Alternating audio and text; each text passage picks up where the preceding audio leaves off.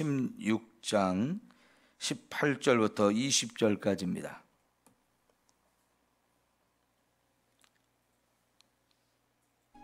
또 내가 네게 이르노니 너는 베드로라. 내가 이 반석 위에 내 교회를 세우리니 음부의 권세가 이기지 못하리라. 내가 천국 열쇠를 네게 주리니 네가 땅에서 무엇이든지 매면 하늘에서도 매일 것이요 네가 땅에서 무엇이든지 풀면 하늘에서도 풀리리라. 이에 제자들에게 경고하사 자기가 그리스도인 것을 아무에게도 이르지 말라 하시니라. 아멘. 예수님이 베드로에게 너는 베드로라 이렇게 말씀을 하시는데요. 어제 저녁에 이 이름은 예수님이 지어준 새 이름이라고 그랬죠. 언제 이런 이름을 지어주셨느냐? 처음 부를 때 그렇게 이런 이름을 붙여주었는데 굳이 지금 다시 한번 너는 베드로라라고 말씀하신 이유가 뭐냐면 그때 예수님께서 처음 부를 때부터 예수님께서는 베드로가 반석 같은 사람이 될 것을 미리 아셨던 거죠. 결국은 이 반석이 신앙 고백이라고 그랬죠. 제대로 된 신앙 고백을 갖게 된 지금 한참 전에 이 이름을 지어줬던 그 의미가 지금 성취되고 있는 거예요. 그래서 예수님께서 특별히 너는 베드로다 이렇게 말씀을 해주신 건데요. 여러분, 예수님은 저와 여러분의 과거도 아시고 현재도 아시고 미래도 아시는 분이다 이렇게 우리가 깨달아야 됩니다. 히브리서 13장 8절에 보면 하나님은 어제나 오늘이나 영원토록 변함이 없으시다 그런 말씀을 하시거든요. 그러니까 하나님한테는 사실 과거, 현재, 미래 이 시간에 제한이 없으신 분이에요. 이런 시간을 초월해서 계시는 분이기 때문에 우리는 미래를 알지 못하지만 하나님께서는 저와 여러분의 미래까지도 다 아시는 분이에요. 그러니까 2년 전에 예수님이 베드로를 처음 불러서 제자를 삼을 때 앞으로 베드로가 그런 반석 같은 믿음을 갖는 사람이 될 것을 벌써 아셨고 그래서 베드로라는 이름을 그때 지어주셨는데 그때 이름 지어준 이름 그대로 이제 정말 베드로가 반석 같은 믿음을 가진 사람이 되어진 거예요. 앞을 미리 내다보시고 이렇게 말씀을 하시는 거거든요. 마찬가지로 저와 여러분의 내일 그리고 미래에 대해서 다 아시는 분이 예수님입니다. 그럼 여러분 저와 여러분의 인생을 예수님께 맡기고 사는 것이 제일 좋은 거예요. 내 마음대로 뭔가 해보겠다고 그래봐야 세상이 내 마음대로 안 되잖아요. 하나님만이 저와 여러분의 미래를 결정하실 수 있고 그 미래에 하나님이 계획하신 대로 저와 여러분을 이끌고 가시는 분이에요.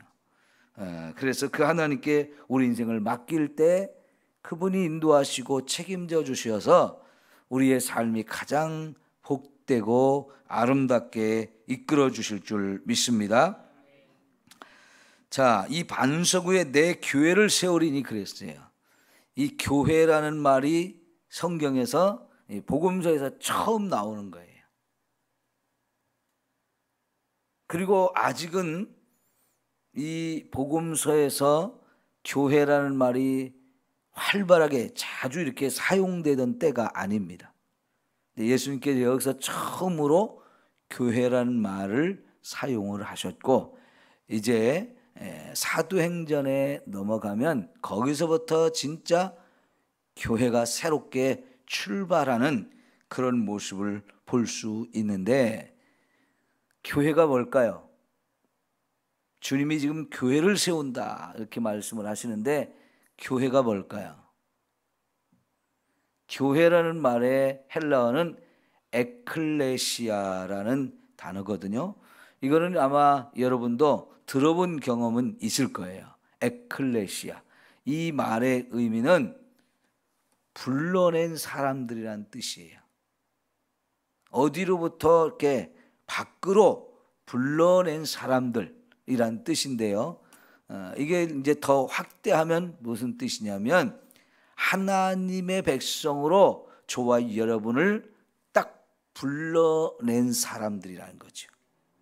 하나님을 믿지 않던 사람들로부터 하나님 믿지 않던 그 무리에 속해 있었던 저와 여러분을 거기서 불러내서 따로 하나님을 믿는 사람들을 불러 모아놓은 그 모임, 이거를 가리켜서 교회라고 해요. 그러니까 이 교회는 결국은 뭐냐면 예수 믿는 사람들이 모인 것. 여러분, 우리가 보통 교회라는 말을 쓸 때 우리가 함께 지금 모여 있는 이 예배당, 건물을 생각하는 경우가 많거든요. 건물을 교회라고 하죠. 근데 원래 건물은 그냥 교회당이에요. 예배당 혹은 교회당, 이거를 말하고, 여기서 말하는 교회는 이 건물을 의미하는 게 아니고 그 속에 있는 하나님을 예배하는 구원받은 백성들의 모임, 이 모임, 성도들의 모임, 그거를 여러분 교회라고 말하는 거예요. 그러니까 저와 여러분이 사실은 하나님을 알지도 못하고 예수님을 믿지 못하던 사람들 속에 속해 있었어요. 근데 거기로부터 하나님이 끄집어내셨어요. 그래가지고 우리를 따로 불러 모아가지고 모임을 만들었는데, 그게 바로 교회다 하는 겁니다. 예수님께서 지금 베드로가 올바른 신앙 고백을 하니까, 이제 그렇게 제대로 된 신앙 고백을 하는 사람들을 통해서 예수님이 교회를 세우신 거예요. 그러면서 이 교회를 내 교회다라고 말씀하세요. 내 교회. 주님이 소유한, 주님에게 속한 교회라는 거죠. 주님이 주인이 되시는 거예요. 여러분, 우리가 보통 여기는 우리 교회 이렇게 표현해요. 우리 교회라고 표현하지만 사실은 이게 우리 것이 아니죠. 우리 것이 아니고 누구 것이냐? 주님의 것이에요. 그 주님이 주인 되시는 교회예요. 이 주님이 주인 되시는 교회가 이게 제대로 된 교회인데, 가끔 보면 그 교회를 어떤 개인이 개척해가지고 그 사람이 자기 교회처럼 이렇게 생각하는 경향이 있어요. 전에 제가 있던 교회 같은 동네에 우리 교회보다 작은 교회가 있었는데요. 그 교회를 어느 장로님이 개척을 했어요. 장로님이 돈을 모아서 건물을 샀는지 임대했는지는 잘 모르겠는데, 그렇게 해서 목사님을 모시고 교회를 개척해서 성도들이 이제 모여졌단 말이죠.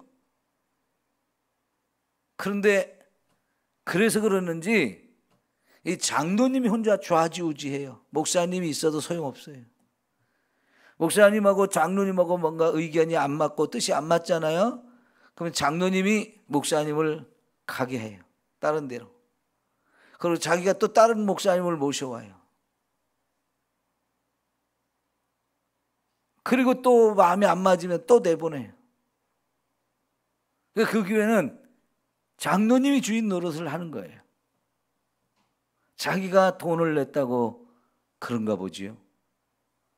여러분, 아무리 자기가 많은 돈을 내서 그 교회 건물을 임대하고 또 목사님을 모시고 해서 교회가 개척됐다고 해서 장로님이 주인인가요? 세상의 모든 교회는 바로 주님의 교회인 거예요. 주님이 그 교회의 주인이시고 또 주님이 그 교회의 머리가 되신다 그랬어요. 머리라고 하는 것은 머리가 모든 것을 좌우하잖아요. 제가 지금 팔을 이렇게 움직이는 것도 제 머리에서 명령이 내려왔기 때문에 이 팔이 움직이는 거예요. 머리에서 내리는 명령이 없이 내 팔이 혼자서 움직인다? 그건 병든 거예요. 뇌성마비라고 하는 병이 바로 그런 병이거든요. 뇌에서 내린 명령과 다르게 몸이 움직이는 거예요. 그러니까 이 머리에서는 이거를 집으라고 명령이 내렸는데 팔이 움직이면서 이거를 집어야 되는데 이게 제대로 작동이 안 되는 거예요. 따르게 노는 거예요. 이런 상태를 뇌성마비라고 이렇게 말하는데요. 그러면 심각한 장애가 있는 거지요. 여러분, 교회라는 것이 사람이 주인 노릇하고 사람이 큰 소리 치는 이런 곳이 되어지면 주님이 머리가 되시고 주님이 주인 되시는 그것이 깨트려지는 거지요. 여러분, 예수님께서 이런 원리를 가정에도 그대로 적용을 하셨는데요. 남자와 여자가 만나서 가정을 이루게 하셨어요. 그런데 하나님께서는 그 가정의 머리가 누구라고 했어요? 남자가 그 가정의 머리라고 말씀을 하셔요. 그러면서 여자에게는 남편에게 복종하라는 말씀을 하시고 또 남편에게는 그 아내를 사랑하라는 말씀을 하셔요. 왜 아내는 남편에게 복종하고 남편은 아내를 사랑하라고 말씀하실까요? 그 남편이 가정의 머리로 하나님이 세워주셨기 때문에 여자가 거기에 복종해야 그 가정이 제대로 세워진다 하는 겁니다.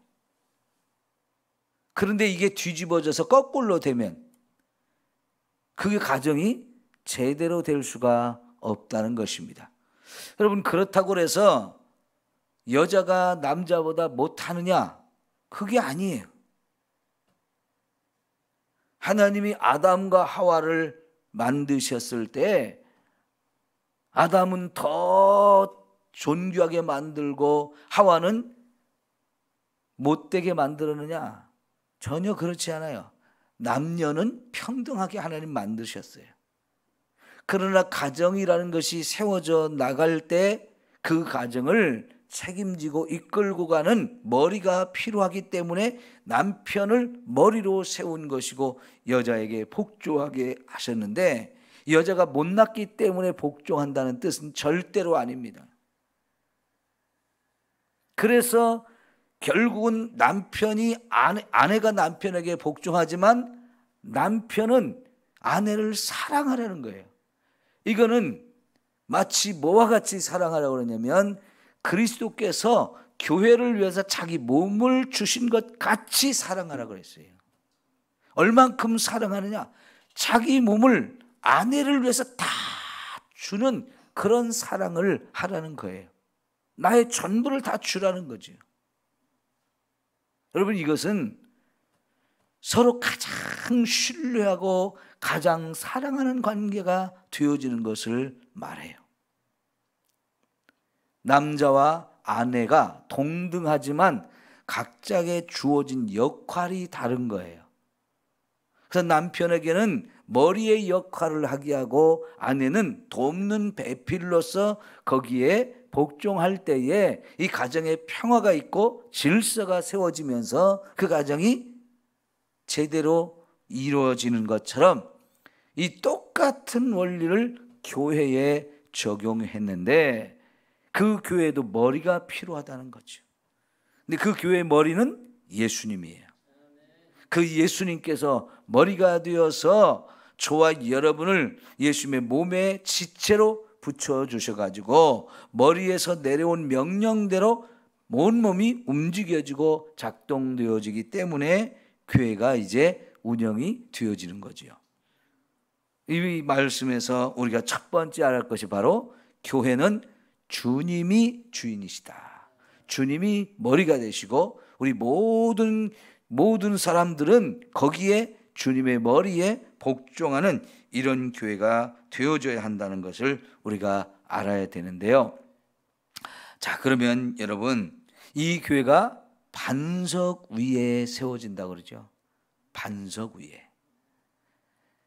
반석 위에 세워졌기에 그것이 흔들리지 않는 거예요. 넘어지지 않는 거예요. 근데 하나님이 이렇게 주님의 몸된 교회를 세웠을 때 마귀가 끊임없이 이 교회를 넘보려고 공격을 해온다는 거죠. 그런데 이게 주님의 교회이고 반석 위에 세워진 교회이기 때문에 이런 음부의 권세가 이 교회를 넘보지 못하게 하신다는 거죠. 여러분, 교회가 그래서 가장 안전한 곳이고요. 교회가 저와 여러분이 피할 수 있는 피난처가 되어져요. 그래서 저와 여러분을 불러내서 교회 속에 속하게 한 것이 얼마나 감사하고 또 아름다운 일인가 하는 것을 알아야 돼요.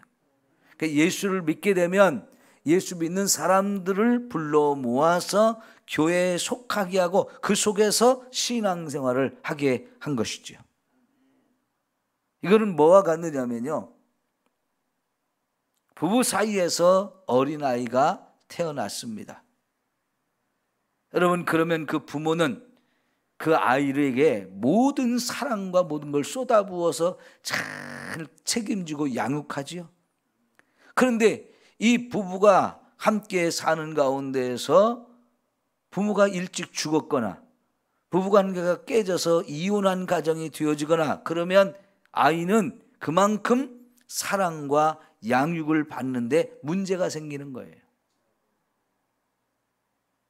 그러면 이 아이가 제대로 자라가지 못하고 행복이라는 것, 사랑이라는 걸 제대로 누리지 못하게 되는 것처럼 교회에 소속되지 않고 신앙생활하는 사람들,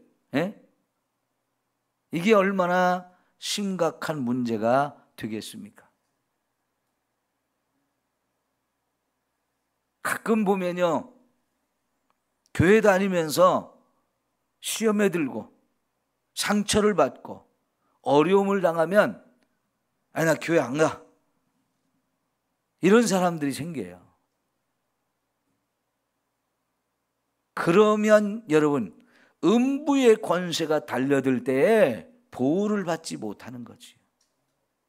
교회라는 것은 주님이 머리가 되어서 저와 여러분을 그 몸에 붙여줘가지고 그 몸속에서 제대로 내 역할을 하고 내 삶을 살아갈 수 있도록 주님이 은혜를 베풀어 주신 곳인데 나는 거기에 소속 안 되겠다고, 교회 별거 아니라고, 교회 문제가 너무 많다고 이러면서 심각하게 생각하고 밖으로 뛰쳐나가면 결국은 주님의 보호를 받지 못하게 되는 거죠.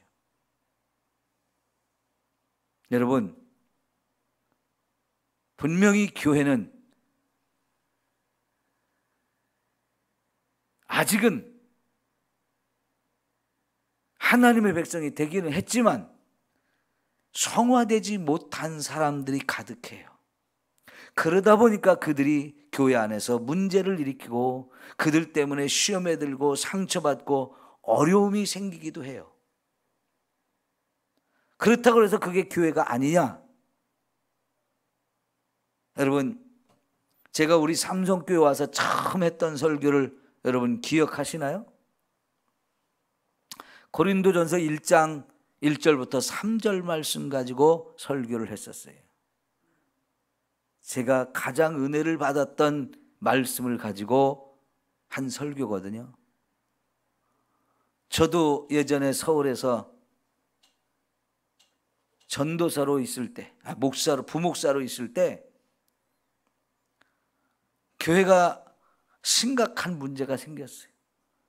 성도들 간에 싸우는데 너무너무 심각하게 싸워요.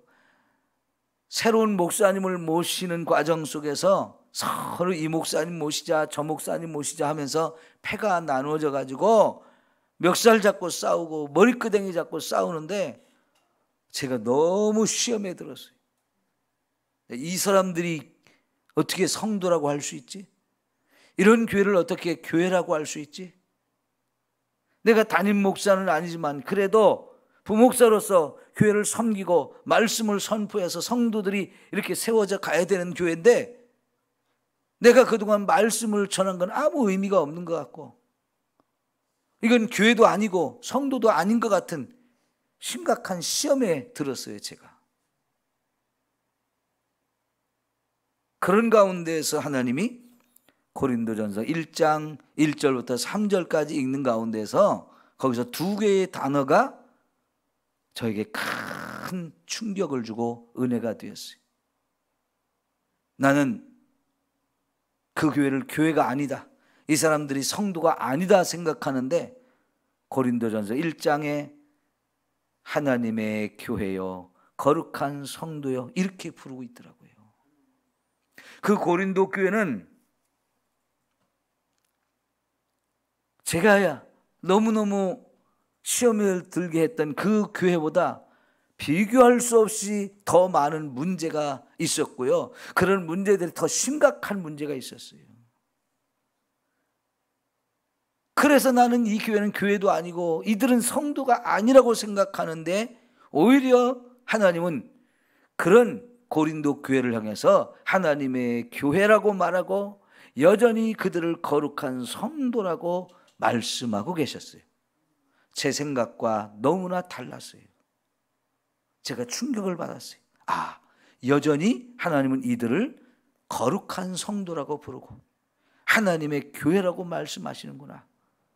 제 생각이 확 바뀌어지면서요, 하나님 제가 잘못했습니다, 잘못 생각했습니다, 크게 눈물로 회개한 적이 있어요.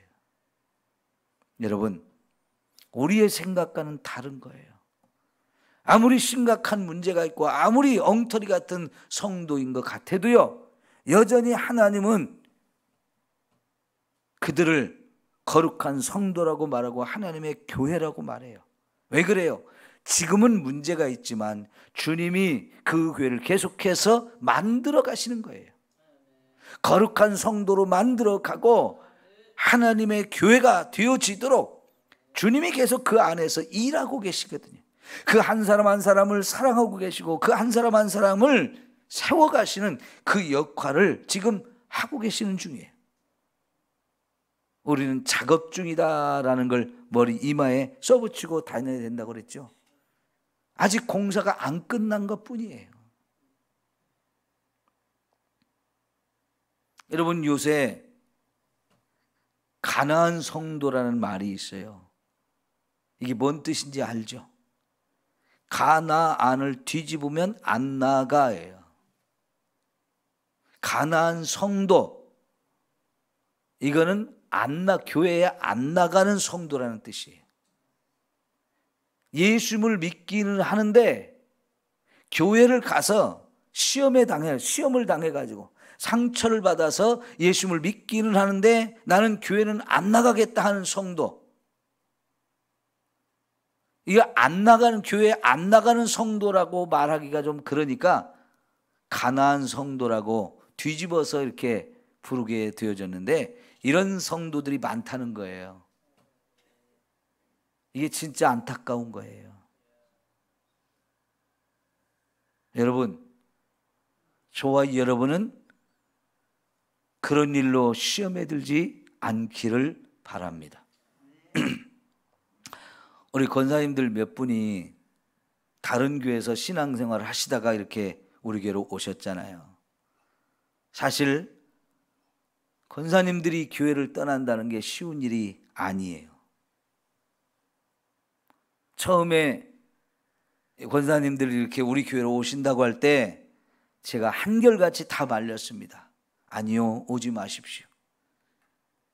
그 교회가 힘들고 어렵고 여러 가지 그 교회에서 신앙생활하는 게 정말 힘들지만 견딜 수 있을 때까지 한번 견뎌보십시오 라고 다 권면을 해서 최소한 1년 이상 기도하면서 그 교회에서 나름대로 이겨보려고, 그 교회를 더 사랑하고 그 교회를 더 세워가는데 역할을 하려고 노력들을 많이 하셨어요. 근데 아무리 기도해도 아무리 견뎌도 변하는 건 없고 정말 너무너무 힘들고 그러신 가운데 또 우리 교회로 오고 싶다고, 그래서 그러면 제가 봤을 때 그분들이 충분히 노력을 하셨거든요. 그냥 두면 진짜 엄청난 문제가 생길 것 같아서, 그들에게 심각한 문제가 생길 것 같아서 그러면 우리 교회로 오십시오라고 허락을 해드렸어요. 저는 사실 이 교회 옮기는 거 정말 좋아하지 않아요. 전에도 다른 교회에서 우리 교회로 오겠다고 하시는 분들 허락을 잘 안 했어요. 아니요, 그 교회에서 견디십시오. 그 교회에서 이기십시오. 그 교회에서 더 기도하시고 더 많이 역할을 하십시오. 중요하기 때문에 그래. 근데 충분히 그렇게 노력을 했는데도 더 이상 견디기 어려운 상황들이 되었을 때 오십시오라고 이렇게 허락을 해드렸는데, 여러분, 이 교회 옮기는 게 쉬운 문제가 아니에요. 어쨌든 여러분, 교회는 우리 교회가 아니고 주님의 교회예요. 주님이 주인 되시고 머리가 되시는 그런 교회. 그래서 그 교회를 내가 사랑하고 나 같은 죄인을 불러서 구원하시고 이렇게 아름다운 교회에 우리를 속하게 하신 그 하나님의 은혜에 대해서 저와 여러분이 정말로 감사하며 이 주님의 교회를 내 교회로 생각하고 끝까지 섬기고 봉사하고 사랑할 수 있다는 것은 최고의 은혜 중에 은혜입니다. 근데 음부의 권세가 넘보지 못한다고 밖에서 원수 마귀가 교회를 넘어뜨리려고 또 성도들을 깨뜨리려고 자꾸 공격을 하지만 주님이 지키시기 때문에 안전합니다. 그런데 문제는 뭐냐면 교회 안에서 스스로 문제가 생겨가지고 그것 때문에 우리가 힘든 것이 제일 힘들어요. 밖에서 오는 공격을 막아주시는데 우리들이 신앙생활을 제대로 못하고 엉터리를 해가지고 문제 만들면 그 안에서 우리가 서로 상처를 주고받기 때문에 그 상처는 결코 쉽지 않아요. 여러분, 저와 여러분이 그래서 신앙생활을 제대로 해야 돼요. 내가 잘못하면 나 때문에 다른 사람들이 시험 들고요, 나 때문에 다른 사람들이 고통을 받게 돼요. 그것 때문에 시험 들어서 교회를 떠나간 사람들이 얼마나 많습니까? 그 가난한 성도라고 하는 사람들이 지금 너무나 많다는 거지요. 근데 그 사람들한테 당신 예수 믿습니까? 물어보면 예, 나는 예수 믿는다는 거예요. 근데 어느 교회 다닙니까? 난 교회는 안 나가요. 그래. 그만큼 교회에 문제가 많아서 그래요. 여러분, 우리 교회도 문제가 전혀 없는 게 아니잖아요.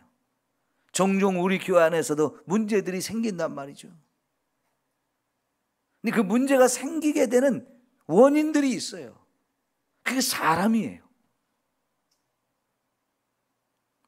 내가 그 문제의 원인이 되지 않도록 우리 신앙생활을 제대로 해야 됩니다. 예? 목사가 문제의 원인이 되면 가장 심각한 문제이고요, 장로님들이 교회 문제의 원인이 되고 그거 심각한 문제고요, 성도들이 심각한 문제를 일으키는 사람이 되어도 심각한 거예요. 며칠 전에 지난주인가 서울의 큰 교회에서요, 그 교회 10년 이상 다닌 집사, 많은 사람들한테 저 사람 신앙생활 잘하는 사람이라고 신망을 얻은 사람인데 그 교회에서 그 교회 성도들한테 빚을 몇백억을 돈을 빌려가지고 교회를 심각한 위기에 처하게 만들었다고 뉴스에 나오더라고요. 예?